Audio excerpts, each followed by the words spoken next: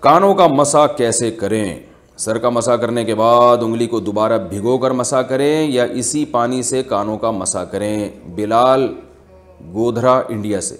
اسی پانی سے مسح کریں، کیونکہ حدیث میں آتا ہے الاذنان من الراس، یہ جو کان ہے یہ بھی سر میں داخل ہیں، تو سر کے بال کا جو مسح ہو رہا ہے نا یعنی ہاتھوں سے، تو اسی انگلیوں سے آپ کانوں کا مسح کر لیں، الگ سے پانی لینے کی چنداں ضرورت نہیں ہے۔ ابرار احمد حیدرآباد انڈیا سے پوچھتے ہیں، جب ہم روضہ رسول پر حاضری دیتے ہیں اور سلام پیش کرتے ہیں تو اگر ہم سلام کے علاوہ کچھ باتیں کریں تو کیا آپ صلی اللہ علیہ وسلم اسے سنتے ہیں یا نہیں؟ نبی صلی اللہ علیہ وسلم نے ارشاد فرمایا، صحیح حدیث ہے کہ جو میری قبر کے قریب کھڑے ہو کر سلام پڑھتا ہے میں اسے بنفس نفیس سنتا ہوں۔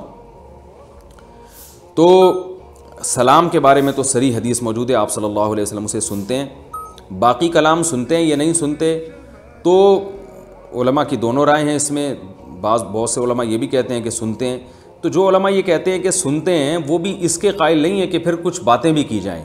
جیسے جو علماء سماع موتا کے قائل ہیں کہ قبر کے قریب کھڑے ہو کر مردے کو جب سلام کیا جائے تو مردہ سنتا ہے یا بات کی جائے تو مردہ سنتا ہے، تو وہ اس کے قائل نہیں ہے کہ مردے سے بات چیت بھی کی جائے، کیونکہ یہ چیزیں توقیفی ہیں، اسلاف سے ثابت نہیں ہیں۔ بہت سے علماء کی تو رائے یہ ہے کہ مردے سے جب بات کی جائے قبر کے قریب کھڑے ہو کر تو وہ سنتا ہی نہیں ہے، اور میرا موقف بھی یہی ہے کہ عام قبرستان جو ہے اس میں میت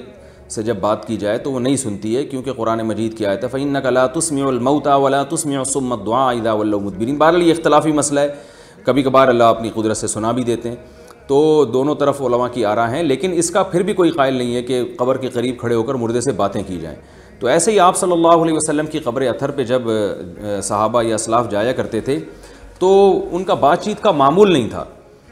تو یہ چیز جو ہے نا بدعت کو فروغ دے سکتی ہے، تو اس لیے نبی صلی اللہ علیہ وسلم کی قبر اطہر پر صرف سلام کرنا چاہیے اور پھر آگے نکل جانا چاہیے۔ اس کے علاوہ جو ہے وہ کچھ کرنا، یہ چیزیں آہستہ آہستہ بدعت کی ترویج کا ذریعہ بنتی ہیں۔ بیوہ عورت کا دوسری شادی سے جان چھڑانا۔ فواد صاحب ابو زیبی سے پوچھتے ہیں، اگر بیوہ خاتون یہ کہہ کر نکاح سے اعراض کرے کہ مجھ سے زیادہ حقدار خواتین موجود ہیں، یا کہے کہ میں نے شوہر کے انتقال کے بعد فیصلہ کیا ہے کہ میں ہی بچوں کی ماں اور بچوں کا باپ ہوں، میں نے ہی ان سب کا سب کچھ کرنا ہے، تو ایسی سوچ شرعاً کیسی ہے؟ اس بارے میں ایک حدیث بیان کی جاتی ہے ابو داؤد کی کہ آپ صلی اللہ علیہ وسلم نے فرمایا، جو عورت بچوں کی خاطر شادی نہ کرے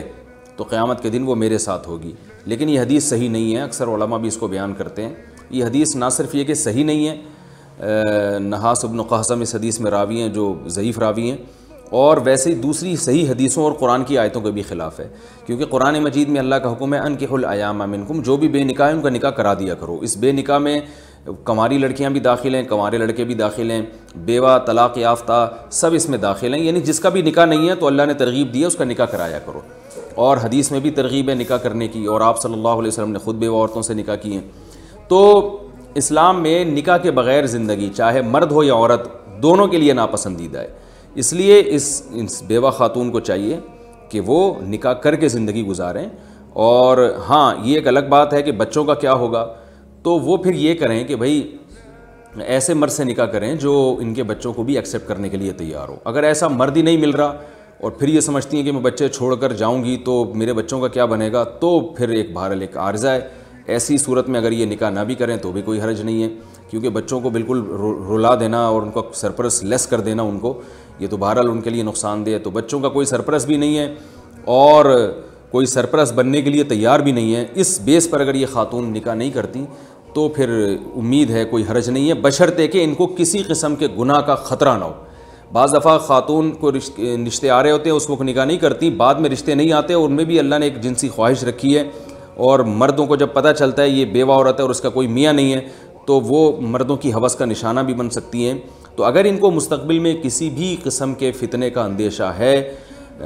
جو کہ اس کا بڑا خطرہ ہوتا ہے، تو اس لیے پھر ایسی صورت میں بھی ان کو چاہیے کہ پہلے اپنی عفت اور پاک دامنی کا انتظام کریں اور نکاح کریں۔ رہا یہ مسئلہ کہ جی دوسری خواتین جو ہے نا وہ پہلے کر لیں اور مجھے گویا قربانی دے رہی ہیں دوسری خواتین کے لیے، تو یہ قربانی شریعت میں پسندیدہ نہیں ہے۔ جو بھی نیکی کے کام ہوتے ہیں نا اس میں اللہ نے حکم دیا کہ خود پہل کرو، تو اس لیے آپ دوسری خواتین کو چھوڑ دیں، آپ کو چاہیے کہ آپ یہ جو یہ بیوہ خاتون ہیں ان کو چاہیے کہ یہ پہلے اپنی فکر کریں. دوسری خواتین کا اپنا مقدر ہے, آپ کا اپنا مقدر ہے, تو بہرحال ترجیح اسی کو ہے کہ نکاح کر کے زندگی گزاریں. لیکن اگر واقعی کوئی فتنہ ہو, میرے کو یہ اچھا رشتہ ہی نہیں مل رہا ہو جو ان کے بچوں کو بھی ایکسیپٹ کرنے کے لیے تیار ہو, ایسی مجبوری میں پھر نہ کریں تو بھی کوئی حرج نہیں ہے. اور ویسے اگر کسی خاتون کا موڈ ہی نہیں ہے نکاح کرنے کا, وہ بالکل ہی ان کو کوئی عذر نہیں ہے, لیکن بس وہ نہیں, ان کی خواہش ہی نہیں ہے, اللہ نے ان میں نکاح کی خواہش ہی نہیں رکھی, وہ نہیں اس ٹینشن میں پڑنا چاہتی, ہے تو یہ اللہ کی رحمت لیکن وہ اس کو ٹینشن سمجھ رہی ہیں اور وہ ہنسی خوشی زندگی گزار رہی ہیں اور ان کو کوئی خطرہ بھی نہیں ہے, تو بھی یاد رکھیں نکاح کی شریعت میں ترغیب ہے لیکن پھر واجب نہیں ہے. تو ایسی خاتون بھی نکاح نہ کر کے گناہ گار نہیں ہوں گی. ہاں افضل ان کے لیے بھی یہی ہے کہ وہ نکاح کر کے زندگی گزاریں. خلاصہ یہ نکلا کہ گناہ کا خوف ہے تو نکاح کرنا واجب ہے, گناہ کا خوف نہیں ہے تو واجب نہیں ہے لیکن سنت مؤکدہ ہے, اور اگر بچوں کے تباہ و برباد ہونے کا خوف ہے پھر نہ کریں شادی. موت کے وقت کتنی تکلیف ہوتی ہے؟ ناصر صاحب مظفر آباد سے پوچھتے ہیں کیا ایسا ممکن ہے کہ مسلمان کی روح اس حالت میں قبض ہو کہ اسے بالکل تکلیف نہ ہو؟ جی بالکل ممکن ہے. قرآن مجید میں اللہ تعالیٰ کا ارشاد ہے وَالنَّازِعَاتِ غَرْقًا وَالنَّاشِطَاتِ نَشْطًا, قسم ہے ان فرشتوں کی جو روح کو تکلیف سے نکالتے ہیں کھینچ کے, اور ان فرشتوں کی بھی قسم جو روح اور جسم کا صرف بندھن کھولتے ہیں اور روح پھڑکتی ہوئی اڑ جاتی ہے. تو نیک لوگوں کی جب وفات ہوتی ہے تو ان کی جو روح جب نکلتی ہے تو اس روح نکلنے کی ان کو ذرا بھی تکلیف نہیں ہوتی بلکہ اور الٹا راحت ہوتی ہے. تو اب جس کا جیسا عمل ہے, جتنا نیک ہے اس کو اتنی کم تکلیف ہوگی. بالکل نیک ہے, زندگی کبائر سے اجتناب سے گزری ہے تو بالکل بھی تکلیف نہیں ہوگی, اور اعمال کے حساب سے پھر اس وقت تکلیف دی جاتی ہے. لیکن یاد رکھیں ایک ہے موت کی وقت کی تکلیف, یعنی جسمانی تکلیف, جیسے کسی کا ایکسیڈنٹ ہوا, اس کی ٹانگ کٹ گئی یا اس کا بازو کٹ گیا, تو اس وقت جو اس کو تکلیف ہو اور خون بہنے لگا اور اسی میں اس کی ڈیتھ ہو گئی, تو یہ جو باڈی کو تکلیف ہو رہی ہے نا جو ایکسیڈنٹ کی وجہ سے, یہ ہر ایک کو ہوتی ہے چاہے نیک ہو یا برا ہو. تو یہ والی تکلیف تو کیونکہ ایک جسمانی تکلیف ہے نا, جیسے ایک نیک آدمی کو بھی جب کانٹا لگے گا تو اس کو بھی وہی تکلیف ہوگی جتنا برے آدمی کو کانٹا لگنے سے ہوگی.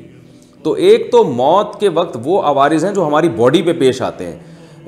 جیسے کوئی گیس کے اندر بند ہو گیا اور دم گھٹنے لگا اور اسی دم گھٹنے میں وہ مر گیا, تو دم گھٹنے کے دوران تو بہرحال سب کو تکلیف ہوتی ہے. وہ اللہ اگر کسی کو اپنی رحمت سے اس تکلیف سے بچا لے تو وہ اللہ کی مرضی ہے. اور ایک تکلیف وہ ہوتی ہے جو روح اور جسم کا رشتہ ختم ہوتے ہوئے ہوتی ہے, یہ والی تکلیف یہ بھی بہت شدید تکلیف ہوتی ہے. یہ گناہگاروں کو اور کافروں کو ہوتی ہے, یہ نیک لوگوں کو یہ تکلیف قرآن کے مطابق نہیں ہوتی.